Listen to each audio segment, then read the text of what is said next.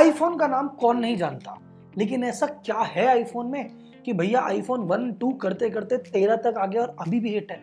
IPhone जब Steve jobs ने launch किया था 9 जनवरी 2007 को, तब उन्होंने सिर्फ एक प्रोडक्ट लॉन्च नहीं किया था, एक कैटेगरी लॉन्च की थी और फोन के मार्केट को हमेशा के लिए बदल के रख दिया था।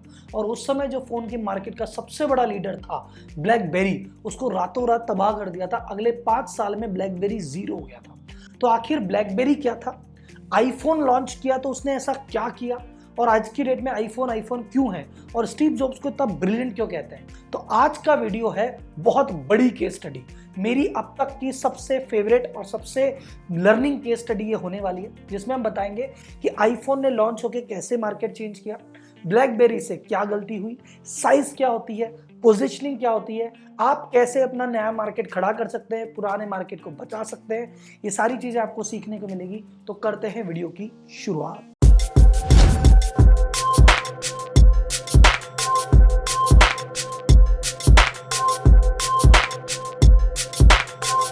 तो आइए सबसे पहले हम देखते हैं कि भैया आईफोन ने जब मार्केट लॉन्च करके स्मार्टफोन के मार्केट को बदल दिया, उस समय स्मार्टफोन का दूसरा नाम था ब्लैकबेरी। तो ब्लैकबेरी के बारे में 2 मिनट का छोटा सा इंट्रोडक्शन करते हैं। एक समय पे ब्लैकबेरी के 8.5 करोड़ से ज्यादा सब्सक्राइबर हुआ करते थे, और ब्लैकबेरी स्टेटस सिंबल का दूसरा नाम जैसे एप्पल है, उस समय स्टेटस सिंबल मतलब भैया ब्लैकबेरी हुआ करता था।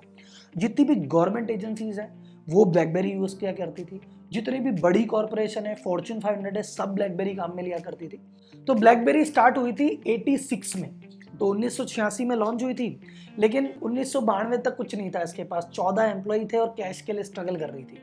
वहां पे एक इन्होंने नए फाउंडर को ज्वाइन किया, जिसने अपना घर मोर्गेज पे रख के $1.25 लाख इन्वेस्ट किए, और उस समय इन्होंने एक नया प्रोडक्ट लॉन्च किया जो था 2-वे पेजर।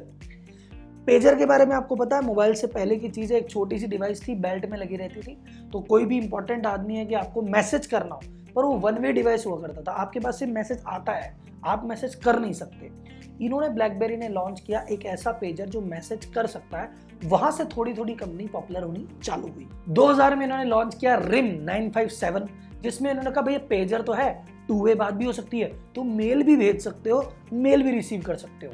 भैया बड़ी बात है। फिर 2002 में इन्होंने कहा भैया मेजर भी है, मेल भी भेज सकते हो और फोन भी कर सकते हो।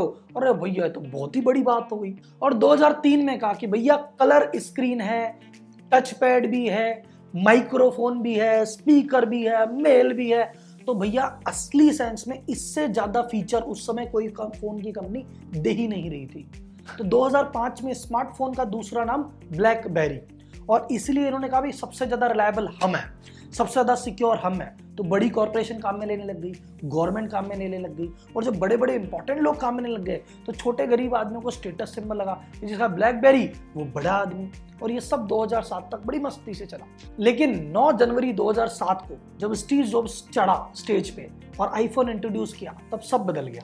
पर इस कहानी से पहले भी मैं आपको थोड़ा सा बैकग्राउंड में ले जाना चाहूंगा। आपको ध्यान होगा स्टीव जॉब्स को एक बार एप्पल से ही निकाल दिया गया था। खुद की कंपनी एप्पल स्टीव जॉब्स ने बनाई थी, और एप्पल से ही स्टीव जॉब्स को निकाल दिया गया था। तब एप्पल ने दुनिया भर के प्रोडक्ट, ये भी लॉन्च वो भी लॉन्च, बहुत सारी प्रोडक्ट की रेंज लॉन्च कर दी थी। और फिर एप्पल स्ट्रगल करने लग गई। फिर 1997 में कहा पिताजी आप ही वापस आओ। फिर स्टीव जॉब्स जब 1997 में रिटर्न हुए, उन्होंने कहा भैया देखो अब मैं आ गया हूँ, अब मैं तुम्हें एक बात बताता हूँ कि तुम्हारी कंपनी हो गई है कंफ्यूज। जो एप्पल मैंने चालू की थी वो तो रही नहीं जाने क्या क्या बना रही है। उस समय बहुत सारे सक्सेसफुल ऐसे प्रोडक्ट थे जो स्टीव जॉब्स ने कहा अब नहीं बनाएंगे, हम बनाएंगे ही नहीं, हमको बनाने ही नहीं। देखो हम बिजनेस मशीन नहीं बनाएंगे, हमको बिजनेसमैन के लिए मशीन नहीं बनानी, हमको पर्सनल मशीन बनानी है, पर्सनल लोगों के लिए। तो हम बिजनेस मशीन नहीं बनाते, हम पर्सनल कंप्यूटर बनाते हैं। और 1997 में इन्होंने सिर्फ 4 प्रोडक्ट रखे, 2 डेस्कटॉप, 2 लैपटॉप, और बाकी सारे प्रोडक्ट बंद कर दिए। बोले पहले इसमें नंबर 1 बनेंगे, बाकी बातें पीने बाद। और ये बहुत बड़ा स्ट्रेटजी का लेसन है कि जब आपके पास बहुत सारे प्रोडक्ट होते हैं तो आप किसी में भी नंबर 1 नहीं बन सकते, और जब वो लिमिटेड प्रोडक्ट बनते हैं तब आप नंबर 1 बनते हैं। तो लिमिटेड प्रोडक्ट में डील किया, और फिर धीरे धीरे स्टीव जॉब्स का जो ब्रेन है वो तो हम जानते ही है। फिर धीरे धीरे आईपैड लॉन्च हुआ, आईपॉड लॉन्च हुआ, फिर मैक लॉन्च हुआ, और धीरे धीरे कंपनी प्रॉफिटेबल बनने लग गई। तो अब जब धीरे धीरे कंपनी एप्पल बहुत प्रॉफिटेबल होने लग गई, तो स्टीव जॉब्स ने कहा रिस्क लेने का समय आ गया। और उन्होंने कहा कि देखो दुनिया है ना, धीरे धीरे क्या होता था, पर्सनल फोन अलग है, वो आम आदमी काम में ले रहे हैं, बिजनेस फोन अलग है जिसमें मेल वगैरह दुनिया भर की फैसिलिटी है, वो बिजनेसमैन काम में ले रहे हैं। पर इसने कहा धीरे धीरे ना ये गैप कम होता जा रहा है, अब दुनिया कह रही है एक ही फोन से पर्सनल बिजनेस सब होगा। तो उसने कहा कोई ऐसी चीज लॉन्च करनी चाहिए। स्टीव जॉब्स ने जब अपना फर्स्ट आईफोन लॉन्च किया तो क्या क्या बात बोली थी। तो उसने कहा आज मैं एक प्रोडक्ट नहीं 3 प्रोडक्ट लॉन्च करने वाला हूं। पहला प्रोडक्ट होगा आईपॉड, दूसरा प्रोडक्ट होगा आईफोन, तीसरा प्रोडक्ट होगा एक इंटरनेट कम्युनिकेटर। और ऐसा कह के उन्होंने अपनी जेब में हाथ डाला और आईफोन निकाला और कहा ये तीनों चीजें इसी के अंदर है। 3 things: a widescreen iPod with touch controls, a revolutionary mobile phone, and a breakthrough internet communications device. An iPod, a phone, and an internet communicator. An iPod, a phone. Are you getting it? These are not 3 separate devices. This is one device. And we are calling it iPhone. फिर Steve jobs ने आगे कहा कि भैया देखो आज की date में सबसे एडवांस फोन को स्मार्टफोन कहा जाता है। और उसने ब्लैकबेरी का नाम नहीं लिया पर इशारा करके बोला कि कई लोग हैं जो एक फोन में कीपैड अटैच कर देते हैं, मेल अटैच कर देते हैं और कहते हैं जी हमारा फोन स्मार्ट हो गया। लेकिन वो फोन स्मार्टफोन नहीं है। एक्चुअल में स्मार्टफोन ये है, इसमें आप एप्पल में वेब ब्राउजिंग का अनुभव ले सकते हैं। जो आप डेस्कटॉप खोल के अपने पर्सनल कंप्यूटर पे जाके जैसे ईमेल खोलते हैं, जैसे गूगल देखते हैं, जैसे फेसबुक करते हैं, वो सारे काम जो एक डेस्कटॉप पे करते हैं वो सारे के सारे काम इस छोटी सी डिवाइस पे कर पाएंगे। इसीलिए और इस डिवाइस में ना सिर्फ आप बिजनेस का काम कर पाएंगे, ना सिर्फ आप मेल चेक कर पाएंगे, बल्कि बात भी कर पाएंगे, बल्कि गाने भी सुन पाएंगे और बाकी सारे काम कर पाएंगे। और ऐसा करने वाला फोन अभी तक कहीं भी मार्केट में अवेलेबल नहीं है। तो ये आईफोन दुनिया का पहला स्मार्टफोन ये है, ना कि वो जो खुद को कहते हैं। और इस शब्द के साथ उसने सीधी चुनौती दे डाली ब्लैकबेरी को, भैया हम है स्मार्टफोन। आईफोन जब लॉन्च हुआ तो उसकी बहुत सारी चीजों की तारीफ हुई, बहुत सारी चीजों का क्रिटिसिज्म हुआ। पहली चीज की तारीफ कि भैया आईफोन 1 दिखने में इतना सुंदर था ना भाई साहब, क्योंकि वो टच स्क्रीन था, उसमें स्क्रीन पैड तो थे ही नहीं। तो पहला टच स्क्रीन फोन था तो इतना सुंदर था कि ऐसे ऐसे लोगों ने कहा कि it is designed by God, ऐसे जैसे देवताओं ने बनाया हो, इतनी ज्यादा उसकी डिजाइन की प्रशंसा हुई। लेकिन एक बहुत बड़ा क्रिटिसिज्म ये था कि भाई इसमें कीबोर्ड तो है ही नहीं, क्योंकि बहुत सारे लोगों की आदत थी भाई कीबोर्ड पे काम करने की। ये पहला टच स्क्रीन था तो टच स्क्रीन लोगों को अजीब सा लगा, इस पे कैसे काम करेंगे, इस पे कैसे टाइप करेंगे, बहुत सारी प्रॉब्लम थी। तो इस चक्कर में इसको थोड़ा विरोध भी था। धीरे धीरे ये थोड़ा सा पॉपुलर होने लगा। स्टीव जॉब्स एक बहुत बड़ा अग्रेसिव सीईओ माना जाता है और उन्होंने तो पास्ट में बहुत बड़ी बड़ी फाइट लड़ी है, आईबीएम से भी लड़ी, माइक्रोसॉफ्ट भी लड़ी, तो उनको तो लड़ाई का एक्सपीरियंस था कि भैया कैसे लड़ना है। और उनके पास एक एडवांटेज था कि वो इकलौते सीईओ थे एप्पल के। ब्लैकबेरी में 2 सीईओ थे, दोनों पार्टनर थे, और वो हर चीज में वो जब जैसे जैसे एप्पल पॉपुलर होने लगा और ब्लैकबेरी को थोड़ा खतरा लगने लगा, उनमें आपस में लड़ाई चालू होने लगी।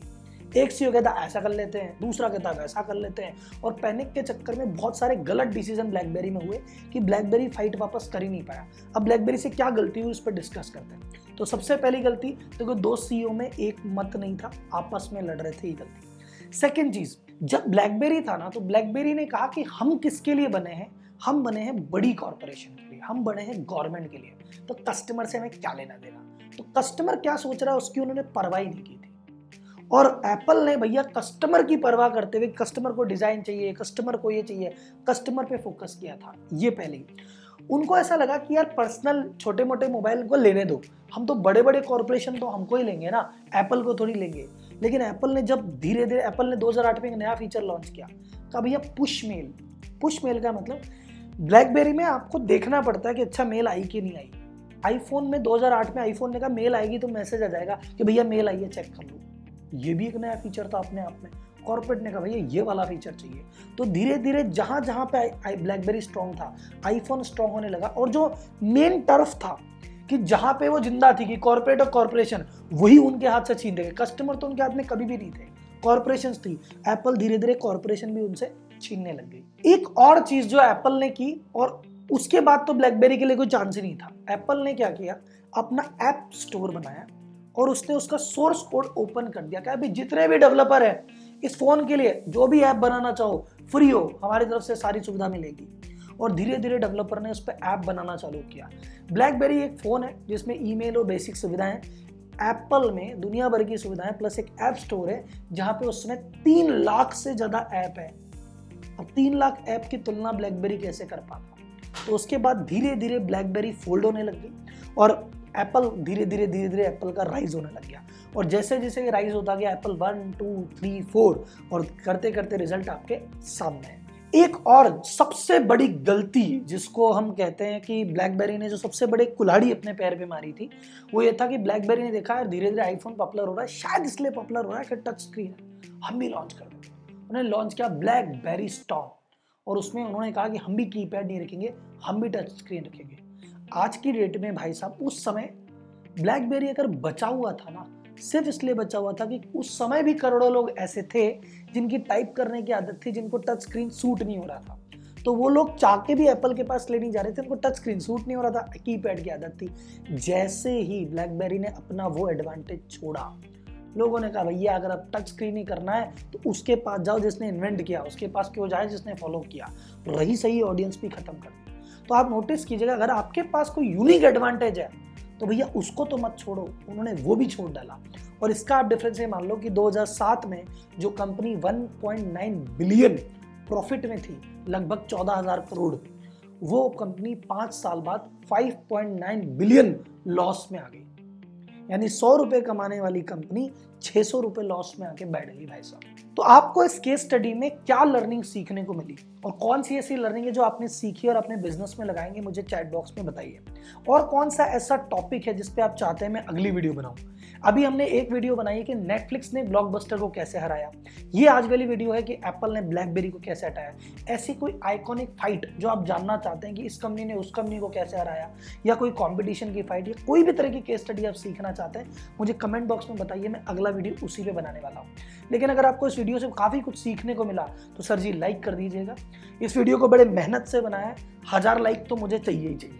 तो मुझे नहीं पता आप कैसे देंगे, पर इस वीडियो को आप अगर देख रहे हैं और उस पर 1000 लाइक नहीं है तो इसको 1000 लाइक कर दीजिए।